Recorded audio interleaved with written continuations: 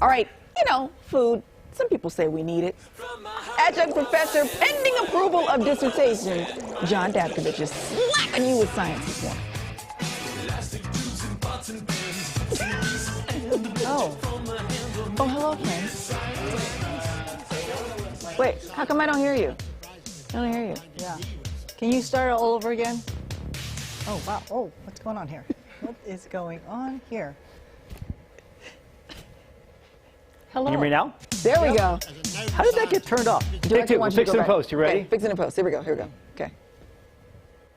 All right. Adjunct professor, pending approval, John Dabkovich is here with Slap You with Science. Oh, hello. I was just going to say, now I know why girls get so excited when their dress has pockets. It's amazing, right? I just discovered these, and I was like, it has pockets. It's fabulous. It's the best thing ever. Told you.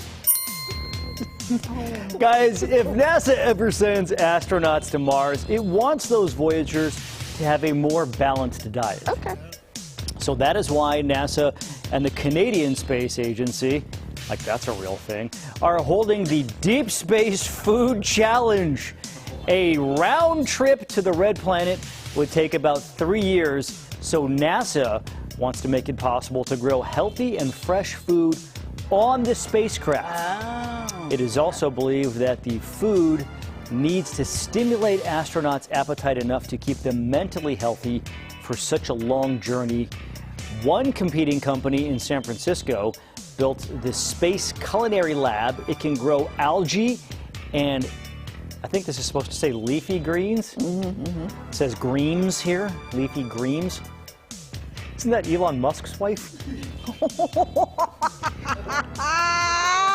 Grimes. It can make creamy coffee. He needs to get his pockets. And even grill meat. Hey, did you drive here today? I did. You need to get your keys and your pocketbook. It's time for you to go. No, because you know why? Oh, wow. By the way, Anybody else surprised at how high he got his leg? Yeah. That's impressive. by the way, I noticed the intro said food. Some people say we need it. Yeah. I would just say punctuation. Some people say we need it. Oh, wow. Again, get the pocketbook. You gotta go. That's your friend. Look at that. Look at that height. Ooh, wow.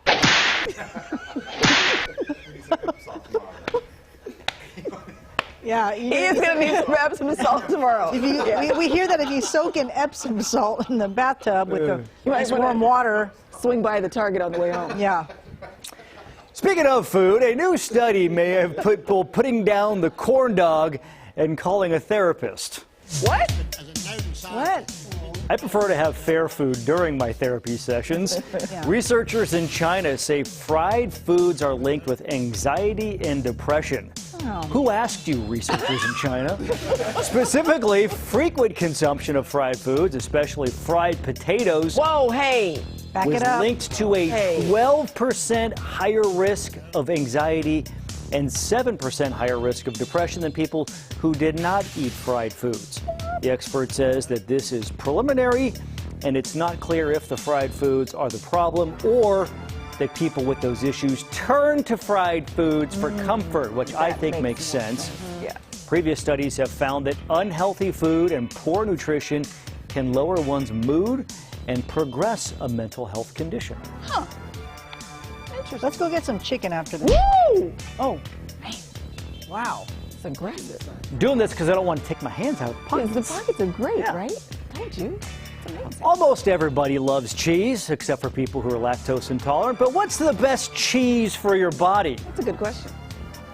Cheese is high in protein, calcium, vitamins, and essential amino acids, not the frivolous ones.